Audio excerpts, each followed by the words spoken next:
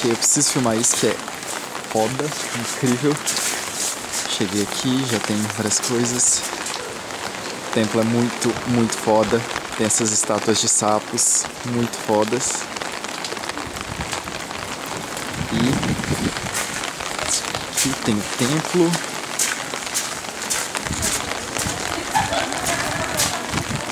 As pessoas rezando.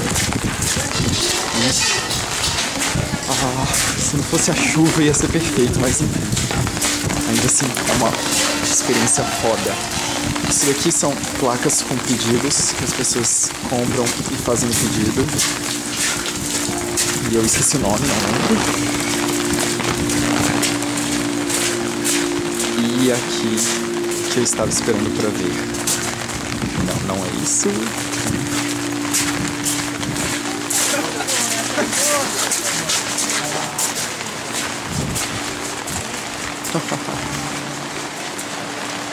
E aí está. E todo mundo tá tirando foto.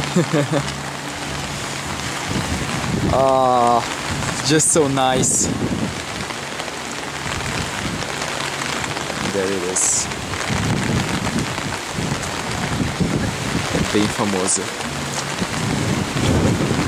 E isso, vou parar por aqui, até porque a câmera está caiu um pouquinho. Beijão. Tchau, tchau.